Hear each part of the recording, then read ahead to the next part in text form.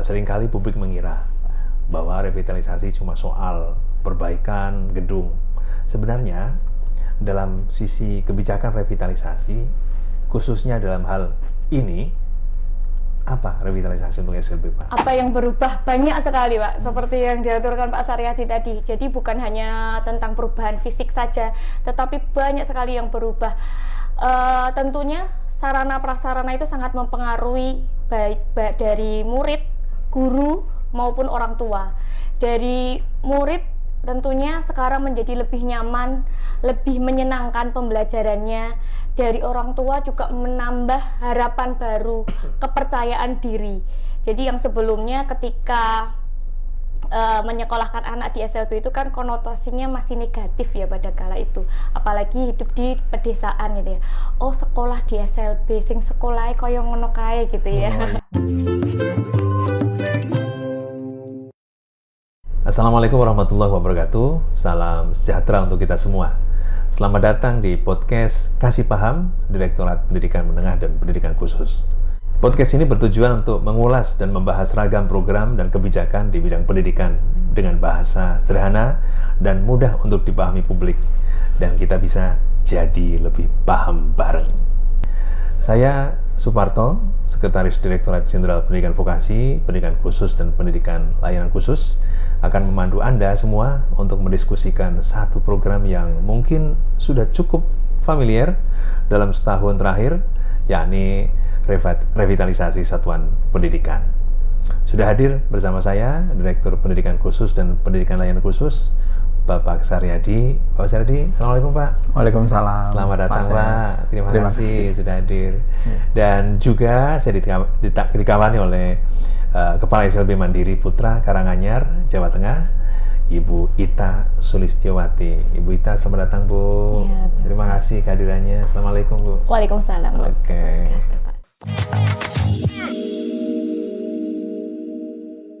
Pada tahun 2025, Kemendikbudrismen telah merevitalisasi lebih dari 16.000 sekolah, termasuk sekolah luar biasa atau SLB. Tahun ini bahkan 71.000 lebih sekolah tengah diperbaiki. Khusus SLB, tahun lalu ada 300-an SLB yang sudah direvitalisasi dan manfaatnya sudah dirasakan oleh jutaan murid dengan hadirnya lingkungan belajar yang nyaman, aman, dan tentunya lebih inklusif. Mengutip pernyataan Presiden Prabowo pada pidato kenegaraan kemarin, ini adalah program perbaikan sekolah terbesar dalam sejarah bangsa Indonesia. Nah, dalam konteks ini saya ingin mendengar terlebih dahulu dari Pak Direktur, Pak Saryadi. Berbicara soal revitalisasi, Pak Direktur, seringkali publik mengira bahwa revitalisasi cuma soal perbaikan gedung. Sebenarnya dalam sisi kebijakan revitalisasi, khususnya dalam hal ini, apa revitalisasi untuk SLB, Pak? Ya, gagasan besar dari revitalisasi ini adalah sebuah upaya untuk peningkatan akses dan layanan pendidikan yang adil, kemudian inklusif, dan juga tentunya berkualitas bagi anak-anak bangsa. Dan dalam konteks SLB, tentu ini adalah upaya untuk peningkatan akses dan layanan pendidikan yang berkualitas bagi anak-anak penyandang disabilitas.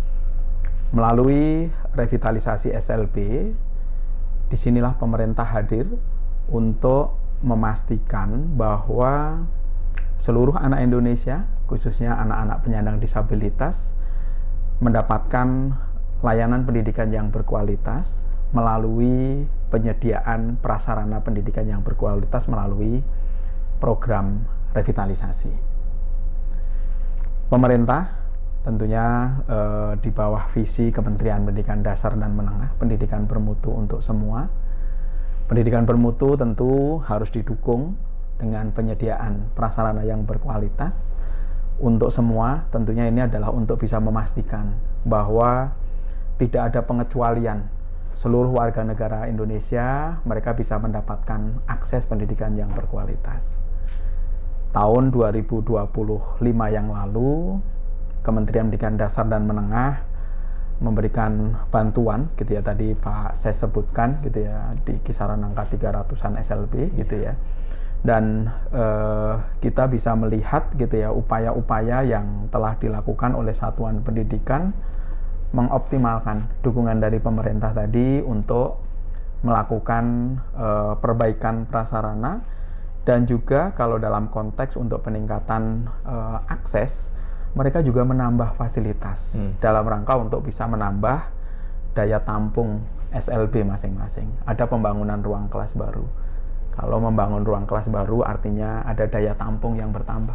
Semakin banyak anak yang dilayani. Dan tidak kalah pentingnya di tahun 2025 kita juga membangun unit sekolah baru, Pak Ses. Unit sekolah baru SLB di daerah-daerah yang memang di situ belum ada layanan SLB-nya.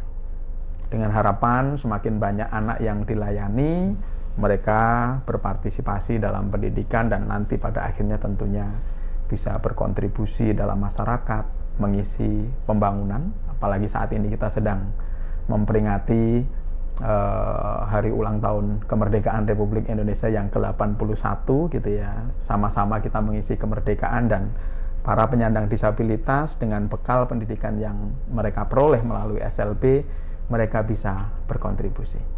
Demikian, Bapak. Oke, sejauh ini kan Pak, program revitalisasi untuk SLB tentu punya dampak dan perubahan. Tidak hanya pada aspek fisik, tentu juga pada aspek kualitas. Bisa nggak Pak dijelaskan? Barangkali yang paling mudah dilihat sebagaimana Pak saya sampaikan tadi, fisik pasti sudah langsung terlihat gitu ya. Nanti mungkin Bu Ita bisa memberikan gambaran gitu ya, bagaimana perubahan secara fisik bangunan sekolah gitu ya. Ruangan kelas yang sebelumnya rusak diperbaiki gitu ya, ruang praktek atau ruang pembelajaran khusus yang sebelumnya tidak ada dibangun gitu ya. Namun lebih dari itu ada perubahan-perubahan yang tentu ini bisa menjaga optimisme kita gitu ya, bahwa adik-adik kita para penyandang disabilitas mereka akan berkembang gitu ya sesuai dengan kondisinya gitu ya, dan nanti pada akhirnya berkiprah di masyarakat. Saya mencontohkan beberapa sekolah yang kami berikan dukungan melalui program revitalisasi. Ada sekolah yang mereka membangun ruang keterampilan gitu ya. Ada SLB Tunas Mandiri di Jawa Barat. Mereka membangun ruang keterampilan gitu ya. Secara fisik ada ruangan baru di situ. Tapi setelah ruangan itu dibangun dan selesai, anak-anak bisa belajar gitu ya. Mereka belajar keterampilan sesuai dengan minat bakatnya. Para guru juga bisa mentransfer pengetahuan keterampilan yang mereka miliki gitu ya.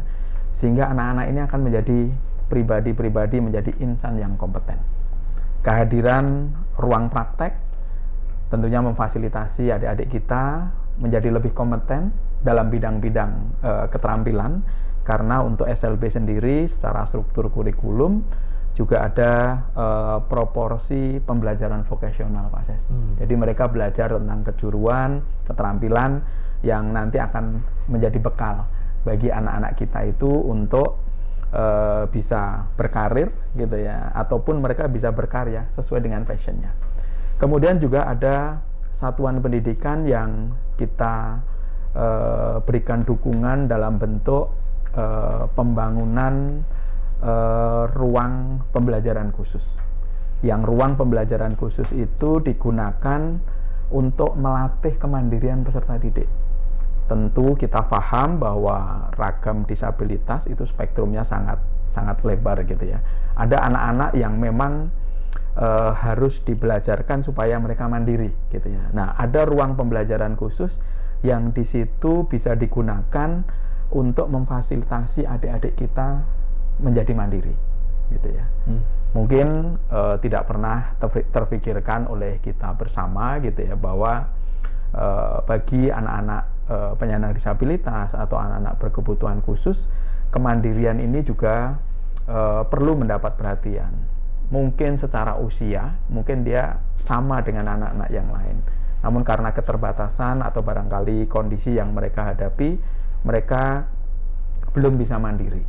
Nah, ruang pembelajaran khusus itu bisa digunakan gitu ya untuk mengajarkan kemandirian kepada anak-anak tadi gitu ya, mulai dari bagaimana mereka mengurusi dirinya sendiri gitu ya, ataupun dalam rangka untuk bisa mereka beradaptasi dengan lingkungan ketika mereka di rumah gitu ya, harus misalkan merapikan tempat tidur dan lain sebagainya, itu diajarkan di SLB. Kemudian ada juga perubahan-perubahan yang menurut saya sangat signifikan terkait dengan akses pendidikan gitu ya. Jadi kita tidak hanya melihat bangunan fisik itu ada, namun juga pada akhirnya gitu kan, karena dibangun tahun lalu, tahun ini sudah ada tahun ajaran baru gitu ya. Banyak sekolah-sekolah yang layanannya bertambah gitu ya. Artinya semakin banyak anak yang diterima.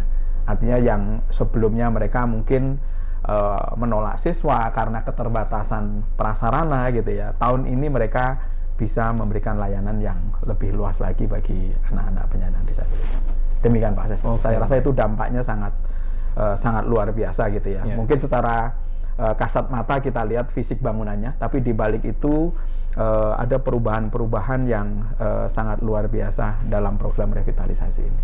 Oke, jadi revitalisasi bagi sekolah luar biasa itu salah satu upaya kementerian di dalam mewujudkan visi pendidikan bermutu untuk semua. Nah, karena SLB adalah merupakan satuan pendidikan khusus, Pak Dir, adakah kekhususan dalam menu-menu revitalisasi untuk SLB? Ya, menu dalam revitalisasi yang kami susun dan dituangkan di dalam Juknis Bantuan Pemerintah Revitalisasi SLB, kami sesuaikan dengan kebutuhan yang ada di satuan pendidikan gitu ya. Saya bisa memberikan ilustrasi. Tahun lalu gitu ya, kami sudah memiliki menu-menu gitu ya yang berasal dari menu yang ada di dalam DAK tahun 2024 gitu ya. Menunya masih sangat terbatas gitu ya, karena kami menjumpai gitu ya, ada sekolah-sekolah yang sebenarnya memiliki aspirasi gitu ya untuk membangun bangunan tertentu gitu ya, tapi karena belum ada di menu tahun 2025 belum kita akomodir. Tahun 2026 kami melakukan penyesuaian menu dalam revitalisasi SLB. Saya contohkan, tahun lalu kami belum ada menu terkait dengan pembangunan asrama di SLB. Jadi banyak satuan pendidikan khususnya SLB yang mereka membutuhkan untuk pembangunan asrama. Tahun lalu menunya hanya ada rehabilitasi asrama. Namun ternyata di lapangan mereka membutuhkan untuk membangun asrama, dan ini kita akomodir di tahun 2026, di mana ada kebutuhan untuk daerah-daerah tertentu yang anak-anak SLB ini kesulitan mobilitas kalau mereka harus berangkat dari rumah, sehingga mereka membutuhkan asrama di lokasi yang menjadi satu dengan sekolahan tersebut. Selain itu, tahun ini kami juga memperkenalkan menu atau menambahkan menu terkait dengan penataan lingkungan. Berbicara tentang SLB, tentu prasarana yang harus disediakan adalah prasarana yang ramah disabilitas, gitu ya. Tahun ini kami menambah menu penataan lingkungan dalam rangka untuk bisa memastikan bahwa prasarana yang ada di SLB itu ramah disabilitas. Mulai dari penataan lingkungan yang memungkinkan adik-adik kita penyandang disabilitas mudah mengakses ke ruang kelas ataupun ke ruang-ruang yang lainnya, ataupun penambahan prasarana yang lain terkait dengan kebutuhan spesifik masing-masing penyandang disabilitas. Sebagai contoh, kalau adik-adik kita penyandang disabilitas penglihatan gitu ya, maka kita bisa tambahkan melalui penataan lingkungan gitu ya, dengan menambahkan guiding block. Tahun lalu guiding block hanya disiapkan di sekitaran ruang kelas, di depan ruang kelas disediakan guiding block. Nah, tahun ini dengan menu penataan lingkungan, maka di luar bangunan itu juga dimungkinkan untuk penambahan guiding block bagi adik-adik kita para penyandang disabilitas netra. Kemudian juga tambahan-tambahan yang lain, misalkan untuk handrail gitu ya, ataupun kebutuhan-kebutuhan lain sesuai dengan kebutuhan masing-masing SLB. Selain itu, kami juga menambahkan menu di tahun ini untuk rehabilitasi rumah dinas guru. Karena kami di lapangan menjumpai gitu ya, ada SLB yang gurunya itu tinggal di rumah dinas di SLB gitu ya. Dan kondisinya memang memerlukan rehab. Nah, biasanya rumah dinas guru ini terkait juga dengan asrama yang dimiliki oleh SLB gitu ya. Karena gurunya tinggal di situ, mereka juga harus memandu anak-anak yang ada di asrama, sehingga tahun ini kami juga mengakomodir untuk rehabilitasi rumah dinas atau tempat tinggal guru ya, tentunya dalam konteks bahwa rumah dinasnya itu adalah rumah dinas yang berada di lingkungan sekolah. Demikian Pak Seth. Oke, terima kasih Pak Dir.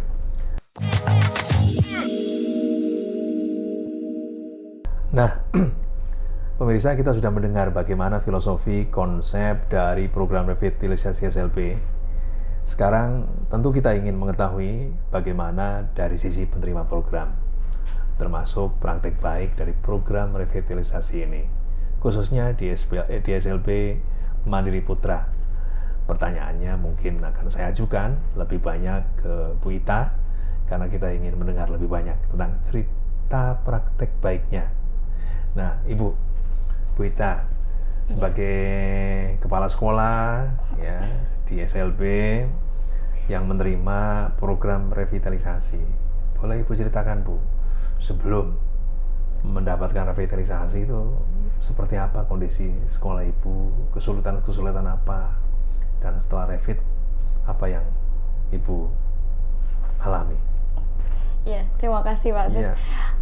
Sedikit menceritakan sebelum adanya revit, bahwasanya sekolah SLB Mandiri Putra itu jauh dari kota Kabupaten Karanganyar. Dia berjarak 20 kilo dari pusat Kabupaten Karanganyar, sehingga untuk mencapai ke SLB Mandiri Putra itu melewati hutan, agak naik turun gunung gitu ya. Jadi memang sangat jarang sekali terjamah bantuan, dan itu adalah satu-satunya dikala itu SLB di 4 kecamatan di sekitarnya, sehingga kami menyerap begitu banyak murid ABK di 4 kecamatan itu, Jumapolo, Jatipuro, Jatiyoso, dan Jumantono. Nah, pada saat itu sebelum revitalisasi kami hanya mempunyai 3 ruang kelas yang kami sekat menjadi 6 lokal kelas, dan dengan kondisi tembok yang belum berplester, dengan atap asbes yang tentunya sebenarnya itu tidak sehat bagi kesehatan kita gitu ya. Lalu dari 60 sampai 70 siswa itu kami hanya punya 2 toilet. Kami hanya punya ruang guru yang sederhana. Lalu alhamdulillah di tahun 2025 kami sebagai penerima revitalisasi, jadi gelombang 2. Dan saat itu kami menerima 10 ruang kelas baru, lalu ada 1 perpustakaan, 1 UKS, lalu ada 1 toilet, selasar, dan juga rehab kelas dan juga UKS. Banyak, Bu ya? Iya, alhamdulillah. Nah, apa yang berubah setelah fisik berubah? Ya, apa yang berubah banyak sekali Pak, seperti yang diaturkan Pak Saryadi tadi. Jadi bukan hanya tentang perubahan fisik saja, tetapi banyak sekali yang berubah. Tentunya sarana prasarana itu sangat mempengaruhi baik dari murid, guru maupun orang tua. Dari murid tentunya sekarang menjadi lebih nyaman, lebih menyenangkan pembelajarannya. Dari orang tua juga menambah harapan baru, kepercayaan diri. Jadi yang sebelumnya ketika menyekolahkan anak di SLB itu kan konotasinya masih negatif ya pada kala itu, apalagi hidup di pedesaan gitu ya. Oh, sekolah di SLB sing sekolahnya koyo ngono kae gitu ya. Oh, iya. Iya. Nah, ketika adanya revitalisasi ini merubah stigma masyarakat. Oh ternyata SLB itu bisa bagus ya. Oh ternyata tidak kalah dengan SDIT. Karena kalau biasa yang di kabupaten itu yang dibangga-banggakan di SDIT bangunannya megah, Jadi, tinggi gitu ya. Tanggapan orang tua gimana? Tanggapan orang tua sangat senang sekali kepada saat itu. Jadi ketika sebelum kami merealisasikan revitalisasi, kami sosialisasikan itu adalah secercah harapan baru bagi orang tua, karena masa iya tuh Bu SLB dibangun gitu. Nah setelah dibangun tahu wujudnya, Masya Allah itu adalah angin segar bagi orang tua dan juga masyarakat sekitar, karena pada saat itu kami melaksanakan revitalisasi dengan swakelola Pak Ses, sehingga bukan hanya kami saja yang turut di dalamnya, tetapi masyarakat sekitar. Jadi masyarakat sekitar itu ada yang kuli bangunan, buruh bangunan itu juga bisa bekerja di situ selama beberapa bulan. Lalu selain itu juga masyarakat sekitar juga, karena ada sekitar 70 tukang yang bekerja, otomatis juga ada masyarakat sekitar yang menjajakan makanannya. Sehingga perekonomian di situ juga tumbuh. Yang sebelumnya juga ya perekonomian hanya di kebun, di sawah, bertani, beternak. Nah, itu ada perekonomian lain yang bisa tumbuh di situ. Oke, adakah cerita yang paling berkesan Bu terkait dengan perkembangan murid tertentu ya setelah sekolah Ibu mendapatkan program revitalisasi? Kalau cerita tertentu banyak sekali ya Pak ya. Iya. Karena Salah satunya. iya. Jadi sebelumnya kami tidak pernah tidak ada perpustakaan ya Pak. Oke. Karena ada Revit itu kami dibantu mendapatkan satu perpustakaan, sehingga kami bisa mengenalkan ke anak-anak itu apa itu perpustakaan. Karena sebelumnya hanya ada pojok-pojok baca di sudut-sudut kelas, sehingga itu menjadi semangat baru bagi anak-anak, kapan ini kita belajar di perpustakaan. Nah, Revit itu merubah bukan hanya fisik itu tadi, tetapi kurikulum. Jadi pembelajaran kita kami rubah jadwalnya, setiap minggu itu ada satu kelas yang memang berkunjung di perpustakaan. Selain itu juga satu hari itu juga nanti berkunjung di ruang pembelajaran khusus. Kami fokuskan di ruang pembelajaran khusus itu sensor integrasi, tempat merilis untuk rilis energi untuk anak-anak autis. Dulu sebelum Revit, kita kalau rilis energi anak-anak autis ketika tantrum itu keliling sekolah Pak. Nah, karena sekarang kami mempunyai ruang pembelajaran khusus, kami masukkan ke ruang pembelajaran khusus, kami rilis di situ. Jadi di situ ada monkey bar, ada gimbal, seperti itu yang bisa untuk merilis energi, sehingga nanti ketika dalam pembelajaran sudah lebih siap, sudah lebih tenang, seperti itu. Lalu kemarin kami juga setelah mengadakan kemah kemarin dari Pramuka, kemah itu adalah program rutin di sekolah kami, dan sebelum kami mendapatkan Revit, kami ketika kemah itu apa ya Pak, istilahnya nebeng toilet itu di rumah-rumah warga. Karena sekarang sudah dapat Revit, dapat satu toilet itu jadi ada 4 bilik, otomatis kemarin kemah alhamdulillah kita tidak mengalami kendala dalam MCK, sehingga itu menambah kelancaran dalam program-program pembelajaran. Namun adanya revitalisasi ini ternyata kami juga punya tantangan baru nih Pak Ses. Karena kami sudah dikenal, bangunannya sudah bagus, otomatis daya tampung juga tambah itu tadi. Banyak orang tua yang sudah percaya diri menceritakan ke orang tua ABK lainnya, itu loh sekolah di SLB Mandiri Putra bangunannya bagus gitu ya. Sehingga menambah semangat orang tua lain yang sebelumnya belum tergugah untuk sekolah, sekarang jadi pengen sekolah. Namun kendalanya karena itu kami berada di pedesaan, jaraknya juga cukup jauh-jauh, mungkin dari rumah ke rumah itu kan jauh ya Pak Saryadi ya. Nah itu sekarang adalah tantangan barunya, kami tidak ada mobil antar jemput Pak. Nanti mungkin ini nanti ada bocoran-bocoran halus. Nantinya mungkin ada bantuan atau CSR untuk mobil antar jemput. Nah, syukur-syukur juga mobil listrik gitu ya Pak, sehingga tidak perlu antri BBM itu. Nah itu tinggal nyolok di rumah gitu. Iya. Begitu harapannya. Seperti itu. Oke. Selanjutnya saya ingin kembali ke Pak Saryadi nih. Tadi kita sudah mendengar hasil revitalisasi SLB Mandiri Putra dari Bu Ita selaku kepala sekolah, dan dampaknya sangat positif, tidak hanya pada perubahan fisik tapi juga pada kualitas pembelajaran. Di samping itu juga interaksi antara sekolah dengan masyarakat semakin baik, masyarakat memiliki trust atau kepercayaan yang tinggi untuk menyekolahkan anak-anaknya di sekolah SLB Mandiri Putra. Nah, Pak Dir Saryadi, apa yang menjadi indikator utama keberhasilan program revitalisasi ini? Ya, terima kasih Pak Ses. Pak Menteri dalam beberapa kesempatan selalu menekankan kepada kami gitu ya, bahwa kita tidak boleh berhenti hanya sampai pada level output gitu ya. Jadi kalau kita berbicara tentang indikator keberhasilan output, keberhasilan dari program Revit ini di tataran output, ya kita bisa menghitung tahun lalu ada 283 SLB di Revit. Kemudian sekian banyak ruang dibangun gitu ya melalui program Revit gitu ya. Kemudian sekian banyak ruang direhabilitasi, sekian ruang perpus diperbaiki gitu ya. Itu pada tataran level output gitu ya. Namun dalam berbagai kesempatan Pak Menteri selalu menekankan kepada kami adalah bahwa kita harus memastikan gitu ya bahwa dukungan yang kita berikan melalui program revitalisasi ini membawa manfaat langsung bagi seluruh pihak. Yang pertama tentunya kita akan selalu mengedepankan manfaat bagi peserta didik.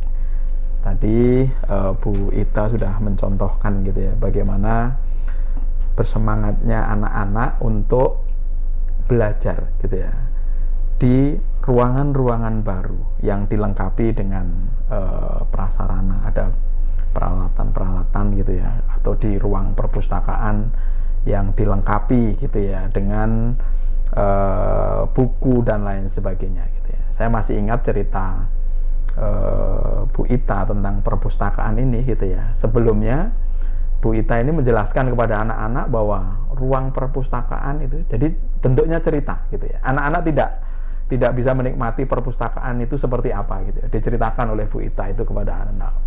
Perpustakaan adalah ruangan yang di dalamnya ada buku-buku, kalian bisa masuk ke situ membaca buku gitu ya. Tapi itu baru sebatas cerita gitu ya. Manakala sekolah ini belum memiliki ruang perpustakaan gitu ya. Nah, ketika tahun lalu revitalisasi ini diberikan ke SLB Mandiri Putra, maka gitu ya anak-anak sekarang bisa tahu gitu ya, oh ternyata ruang perpustakaan itu seperti ini. Mereka bisa masuk bersama teman-temannya, kemudian memilih buku, membaca buku gitu ya. Kemudian juga mereka bisa ngobrol dengan temannya tentang buku yang dibaca gitu. Itu adalah manfaat langsung bagi anak-anak, dan ini yang selalu disampaikan oleh Pak Menteri Pendidikan Dasar dan Menengah kepada kami, bahwa manfaat dari program itu harus senantiasa kita utamakan.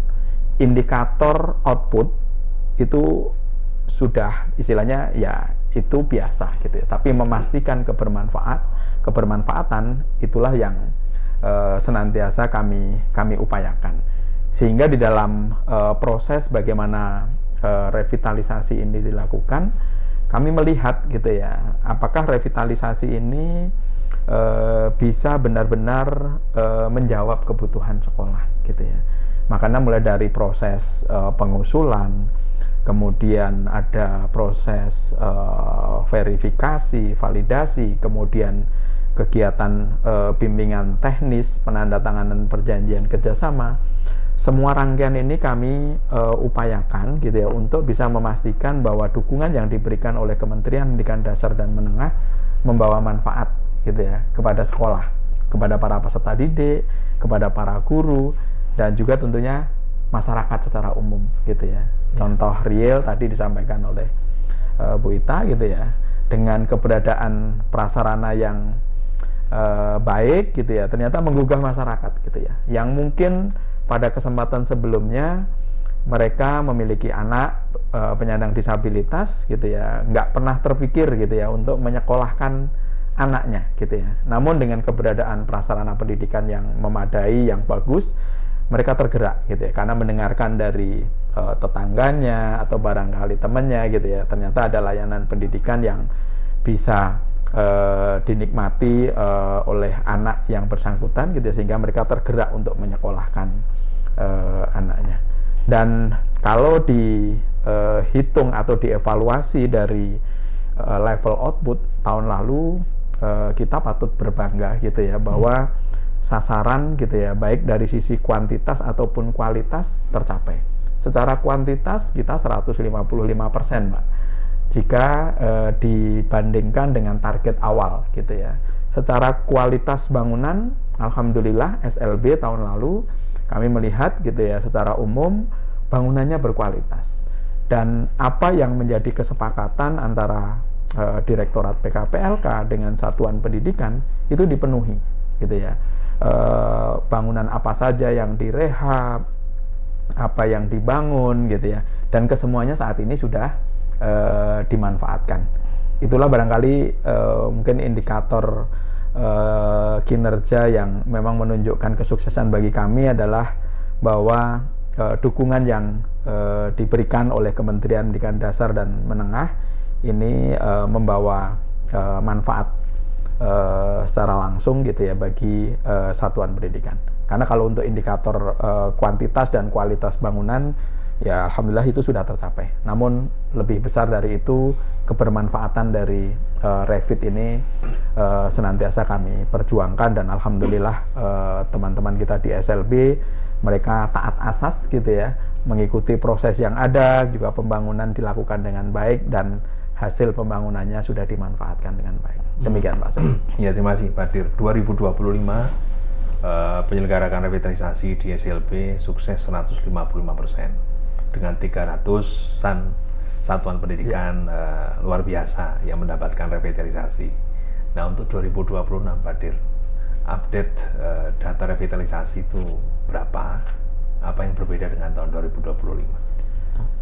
Secara sasaran gitu ya, alhamdulillah di tahun 2026 ini kami mendapatkan amanah gitu ya untuk mengelola revitalisasi yang sasarannya lebih besar jika dibandingkan dengan tahun 2025 Pak Ses. Yeah. Kalau tahun lalu anggaran awal gitu ya di dalam sasaran yang ada di dalam daftar isian pelaksanaan anggaran kami di 2025 itu sasarannya 155 awalnya gitu ya. Nah, tahun ini di DIPA awal kami sasarannya 238 SLB yang direvitalisasi, lebih besar. Itu di anggaran awal gitu ya.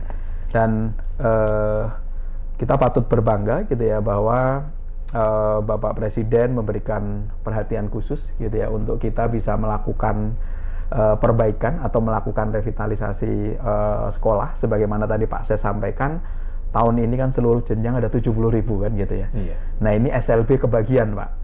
Artinya dari anggaran awal yang alokasinya hanya untuk 238, kami mendapatkan tambahan 866 SLB gitu ya. Jadi totalnya 238 ditambah 866 SLB yang akan direvitalisasi tahun ini.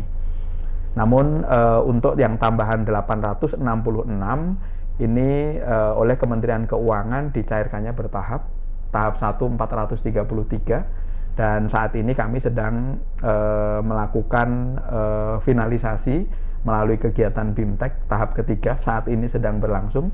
Jadi 433 ini kemarin di batch pertama sebanyak 110 SLB sudah menandatangani perjanjian kerjasama pemberian bantuan. Kemudian tahap 2 itu baru minggu lalu BIMTEK-nya terselesaikan untuk 160 SLB gitu ya. Terus kemudian minggu ini sedang berlangsung BIMTEK-nya gitu ya. Kita menambah lagi 160 SLB yang akan mendapatkan bantuan revitalisasi dengan pola yang hampir sama seperti tahun lalu. Pelaksanaannya secara swakelola, yang sekolah di situ harus membentuk panitia pembangunan gitu ya, panitia pembangunan sekolah, kemudian ada tim perencana, ada tim pengawas gitu ya. Untuk sisanya gitu ya, yang 433 SLB kami masih menunggu dari Kementerian Keuangan untuk bisa masuk ke DIPA kami, namun kami sudah punya daftar antrian gitu ya. Daftar antrian sekolah yang akan dibantu, karena kami sudah melakukan. Itu sudah diverval ya Pak Dir? Sudah diverval. Mudah-mudahan nanti dari Kementerian Keuangan segera terbit persetujuan tambahan untuk yang 433 tahap kedua gitu ya, untuk tahap 3, dan segera nanti kita bisa distribusikan ke SLB. Kebaruannya kalau tadi di awal sudah sempat saya sampaikan gitu ya, ada menu-menu baru tahun ini gitu ya, yang menu itu berasal dari kurasi aspirasi dari satuan pendidikan gitu. Ada usulan-usulan dari SLB yang tahun lalu tidak terakomodir di dalam menu. Nah, tahun ini menunya sudah kita sesuaikan, dan pada saat bimbingan teknis dilakukan pembahasan dan juga dilakukan penyepakatan sasaran-sasaran rehabilitasi ataupun pembangunan gitu ya, yang dilakukan di masing-masing penerima bantuan. Oh ya, dan tidak kalah pentingnya juga tahun ini kami untuk pembangunan unit sekolah baru alhamdulillah juga sudah terdistribusi Pak. Tahun ini ada 5 unit sekolah baru yang kami bangun dan saat ini sedang berprogres gitu ya. Dan yang cukup menarik adalah salah satu dari unit sekolah baru ini adanya di Papua Pegunungan, Pak Ses. Di mana Provinsi Papua Pegunungan ini adalah provinsi pemekaran yang tidak ada SLB-nya. Jadi satu-satunya provinsi yang tidak memiliki SLB saat ini adalah Papua Pegunungan. Dan tahun ini kita bangun gitu ya, bekerjasama dengan pemerintah provinsi. Mudah-mudahan nanti di tahun ajaran baru tahun depan SLB-nya sudah bisa beroperasi. Oke Pak Dir Saryadi, program revitalisasi merupakan keniscayaan sebagai program prioritas pemerintah untuk memberikan layanan pendidikan yang bermutu, aman, nyaman, inklusif untuk anak bangsa. Namun di tengah-tengah program ini Indonesia menghadapi permasalahan-permasalahan alami, yaitu bencana, sebagaimana terjadi di Aceh, Sumatera Utara, Sumatera Barat, dan baru-baru ini bencana gempa 7,7 skala Richter terjadi di Nusa Tenggara Timur. Bagaimana program revitalisasi ini kemudian menyikapi daerah-daerah terkena bencana, dan juga program-program khusus yang dilaksanakan oleh Direktorat PKPLK yang Pak Dir pimpin. Silakan Pak. Terkait dengan program revitalisasi, Pak Menteri juga memberikan arahan kepada kami untuk bisa membuat skala prioritas dalam pelaksanaan revitalisasi. Prioritas yang pertama adalah revitalisasi ini dialokasikan untuk rehabilitasi dan rekonstruksi pasca bencana. Itu prioritas pertama. Kemudian yang kedua, revitalisasi ini kita prioritaskan bagi satuan pendidikan di daerah tertinggal, terluar, dan terdepan, daerah 3T. Dan yang ketiga adalah sekolah yang memiliki bangunan dengan kondisi rusak berat, gitu ya.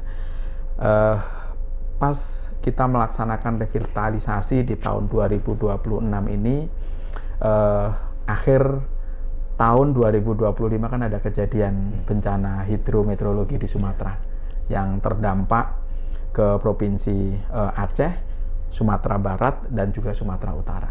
Sehingga di tahun 2026 ini, di awal tahun gitu ya, kami langsung memobilisir dukungan revitalisasi ini untuk sekolah-sekolah terdampak bencana di Sumatera Barat, Sumatera Utara, dan Aceh.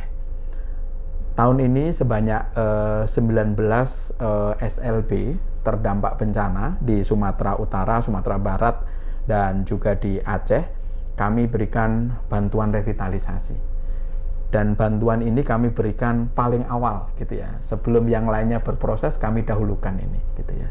Dan alhamdulillah beberapa di antaranya saat ini sudah selesai Karena di awal tahun bulan Februari kami sudah langsung mengeksekusi bantuan ini gitu ya, dengan melakukan penandatanganan perjanjian kerjasama. Beberapa di antaranya saat ini sudah selesai.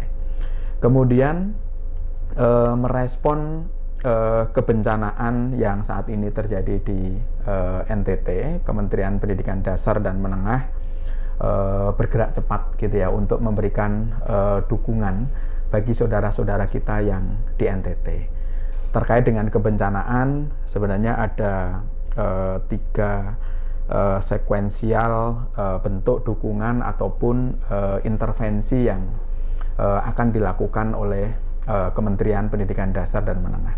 Prabencana di bawah payung program Satuan Pendidikan Aman Bencana, biasanya kami secara reguler memberikan dukungan kepada satuan pendidikan terkait dengan kesiapsiagaan bencana. Jadi bagaimana membangun ketangguhan terhadap bencana, itu salah satu program yang kami kawal di Direktorat PKPLK. Kemudian yang kedua adalah fase tanggap darurat. Seperti saat ini yang terjadi di NTT gitu ya, pasca bencana, maka Kementerian Pendidikan Dasar dan Menengah memberikan dukungan bagi satuan pendidikan di NTT yang terdampak bencana. Salah satunya adalah dengan pengiriman tenda darurat, gitu ya. Kita ingin bahwa pendidikan ini segera pulih, karena kalau kita menunggu fase untuk pembangunan ulang, tentu waktunya panjang, gitu ya. Untuk membangun bangunan yang rusak atau barangkali membangun bangunan yang istilahnya roboh total, pasti perlu waktu, gitu ya.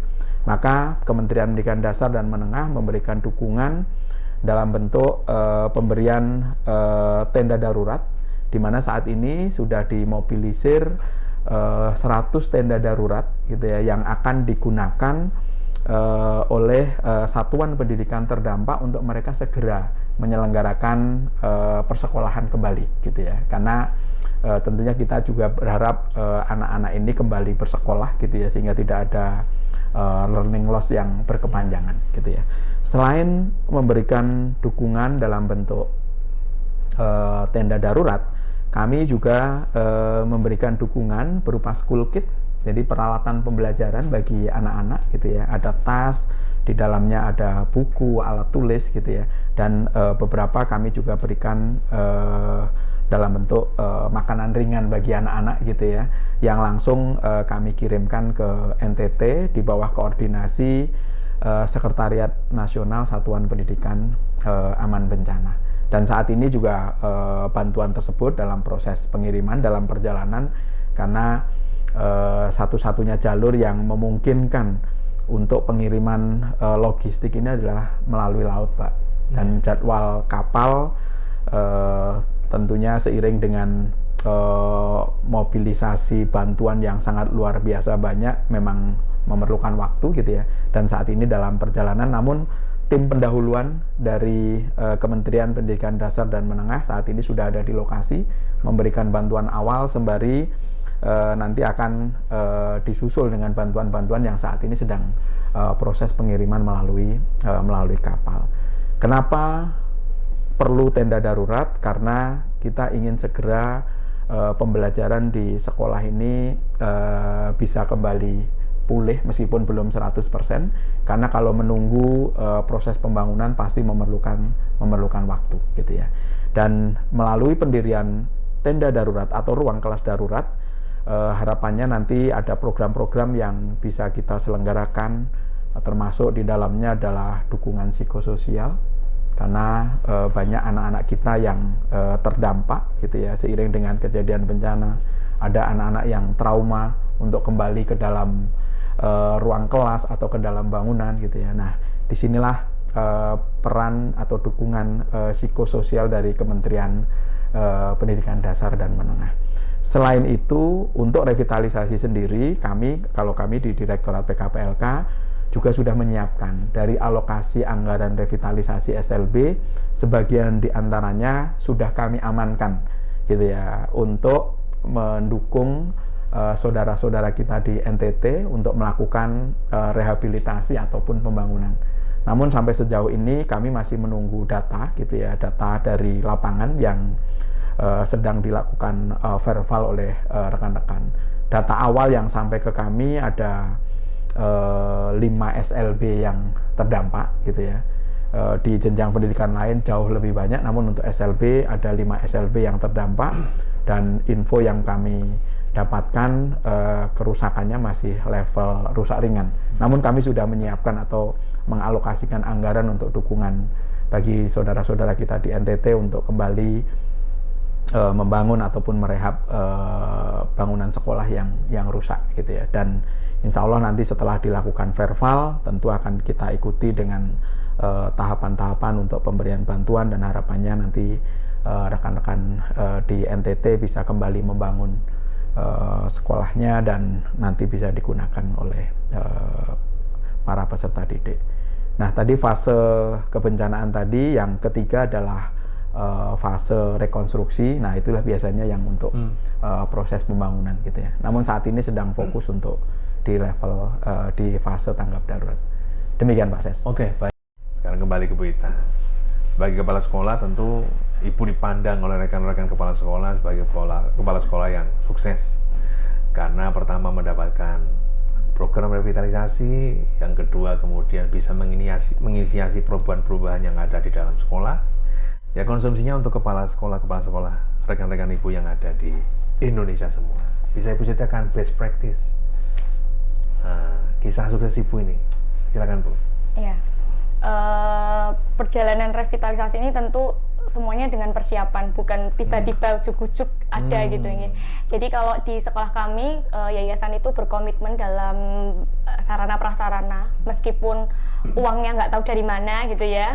Tetapi ketika merintis itu, ketika membangun, ketika sudah berniat untuk membangun sebuah SLB, di yayasan kami itu berkomitmen sudah siap, paling tidak siap gambar, siap DED. Jadi ada revit ataupun tidak, kami sudah menyiapkan gambaran, dan itu sebenarnya modal utama. Yang kedua adalah hibah tanah. Jadi kejelasan sertifikat dari SLB dengan atas nama yayasan itu juga menjadi modal utama kami dalam mendapatkan bantuan revit kemarin. Tidak itu, boleh nama pribadi. Iya, betul, harus nama yayasan. Jadi itu adalah tips yang memang mempercepat kinerja kami ketika ada info revitalisasi, ketika verval kami juga sudah tidak ada masalah dalam. Ibu dapat infonya dari mana? Dapat infonya dihubungi dari direktorat. Bahwasanya ada verifikasi lapangan. Dan pada waktu itu langsung dicek sertifikat. Lalu kami juga sudah ada gambaran-gambaran perencanaan pembangunan, sehingga ketika menu-menu revit itu sudah terupdate, kami sudah tidak terlalu kebingungan ini harus di mana, ini bagaimana, enggak. Jadi memang kami sudah ada tatanan dari yayasan, sehingga ketika ada revit kita sudah tinggal jalan. Lalu yang kedua adalah ajukan sesuai kebutuhan, karena setiap satuan pendidikan itu pasti kebutuhannya berbeda-beda. Nah, kenapa sesuai kebutuhan? Karena saya yakin ketika sesuai kebutuhan itu manfaatnya juga akan jauh lebih besar. Lalu selain itu bangun dengan kualitas yang terbaik. Ketika baik itu kan tidak ada ruginya ya Pak Ses ya. Apalagi itu nanti kan kita yang memakai, kita yang merawat, ketika ada apa-apa juga kita nanti juga yang akan memperbaiki. Sehingga ketika mumpung ada revitalisasi, bangunlah dengan kualitas yang terbaik. Oke, jadi ajukan sesuai kebutuhan real Ibu ya? Iya. Oke, jangan merekayasa kebutuhan. Iya. Oke, nanti malah tidak bermanfaat. Iya, nggak nyasar nanti Pak. Baik Bu, makasih. Menarik sekali ya. Ternyata dari obrolan mendalam ini semakin jelas bahwa revitalisasi sekolah SLB jelas bukan hanya tentang bagaimana membangun ruang kelas atau sekolah baru, tetapi benar-benar menyiapkan ruang yang aman dan nyaman bagi tumbuh kembang bakat-bakat atau potensi murid-murid atau anak-anak berkebutuhan khusus. Nah, terakhir nih kepada Bu Ita, apa yang ingin Ibu ucapkan terkait dengan program revitalisasi yang Ibu terima? Saya mengucapkan banyak terima kasih kepada Presiden Prabowo Subianto atas program percepatannya, program revitalisasi yang sudah diberikan kepada SLB Mandiri Putra, dan itu juga kepada Kementerian Pendidikan dan Menengah Bapak Abdul Mukti, lalu juga kepada Direktur PKPLK, Bapak Saryadi khususnya beserta tim yang sudah mendampingi, memberikan arahannya sehingga program revitalisasi yang diamanahkan kepada kami bisa berjalan dengan lancar. Dinas Induk dan juga cabang dinas yang sudah mendampingi juga selama proses di lapangan. Dan besar harapan kami, revitalisasi ini bukan hanya tentang perubahan fisik, namun ini adalah perubahan besar yang baru kami mulai, yaitu perubahan budaya belajar, budaya pelayanan bagi anak-anak berkebutuhan khusus di sekolah kami. Sehingga sekolah itu sekolah yang baik bukan hanya fasilitas fisiknya yang bagus, tetapi menjadi sekolah yang dimana anak-anak berkebutuhan khusus bisa merasa diterima, bisa melaksanakan pembelajarannya dengan menyenangkan. Salam hangat dari SLB Mandiri Putra, terima kasih banyak. Oke, terima kasih Bu Ita. Nah Pak Diri Saryadi, apa harapan Bapak nih bagi sekolah-sekolah yang sudah menerima program revitalisasi tahun lalu dan sekolah-sekolah yang tahun ini sedang dalam proses menerima program revitalisasi? Ya, pesan saya bagi SLB yang mendapatkan revitalisasi tahun lalu, kami harapkan gitu ya, hasil revitalisasi bisa dirawat, kemudian dijaga, dan tidak kalah pentingnya dimanfaatkan secara optimal. Kami meyakini bahwa tidak ada investasi yang percuma gitu ya. Artinya dengan prasarana yang sudah kita perbaiki tahun lalu, sudah dibangun tahun lalu, maka sekolah memiliki modal yang memadai untuk memberikan layanan terbaik bagi anak-anak bangsa, khususnya bagi adik-adik kita penyandang disabilitas yang belajar di SLB. Untuk sekolah-sekolah atau SLB yang tahun ini mendapatkan kepercayaan untuk mengelola bantuan pemerintah revitalisasi SLB, saya berharap bisa menjaga amanah ini dengan sebaik-baiknya. Kita harus bisa pastikan pelaksanaan pembangunan akuntabel dan menjunjung tinggi integritas. Karena bagaimanapun juga setiap rupiah yang digunakan untuk pelaksanaan revitalisasi ini sumbernya adalah APBN. APBN sumbernya adalah pajak rakyat. Artinya ketika sekolah mendapatkan bantuan, maka ini adalah amanah dari rakyat gitu ya, yang harus dilaksanakan dengan sebaik-baiknya. Saya berharap bahwa target-target ataupun sasaran-sasaran yang sudah disepakati dengan Direktorat Pendidikan Khusus dan Pendidikan Layanan Khusus dapat diselesaikan gitu ya, dapat dicapai target-target tersebut, dan juga mengedepankan prinsip efektivitas dan efisiensi gitu. Efektivitas tentu target harus dicapai, efisiensi karena pelaksanaan pembangunannya itu dilakukan secara swakelola, maka dimungkinkan untuk menambah volume. Jadi ketika pembangunan sudah selesai masih ada sisa anggaran, maka sisa anggaran ini bisa dimanfaatkan untuk memperbaiki atau menambah volume pekerjaan yang lain dalam rangka untuk meningkatkan kualitas prasarana yang ada di satuan pendidikan. Dan tidak kalah pentingnya, saya juga berharap bahwa masing-masing SLB penerima bantuan Revit ini bisa melaksanakan sesuai dengan aturan ataupun regulasi yang telah ditetapkan oleh kementerian terkait dengan pelaksanaan revitalisasi. Ada juknis, ada panduan pelaksanaan, kemudian juga ada aturan-aturan lain yang berlaku umum semisal terkait dengan perpajakan dan lain sebagainya. Mari kita pastikan semua aturan tersebut kita patuhi gitu ya, sehingga bisa menghindarkan dari potensi resiko yang tidak perlu di kemudian hari. Demikian Pak Ses yang dapat saya sampaikan. Terima kasih Pak Dir. Terima kasih Bu Ita. Nah, informasi yang sangat bermanfaat untuk kita semua. Kita telah mendapat banyak pemahaman terkait program revitalisasi satuan pendidikan ini. Keberhasilan program ini tentunya memiliki banyak faktor. Salah satu yang paling penting yang saya dapatkan dari diskusi hari ini adalah partisipasi semesta, partisipasi semua pihak untuk bersama-sama memastikan bahwa setiap murid di Indonesia mendapatkan layanan pendidikan bermutu yang inklusif, yang bisa dimulai dari lingkungan belajar yang aman dan nyaman, serta mendukung bakat dan potensi semua murid, termasuk anak-anak berkebutuhan khusus. Jadi, bagaimana? Lebih paham bareng, kan? Sampai jumpa pada podcast Kasih Paham episode berikutnya. Terima kasih.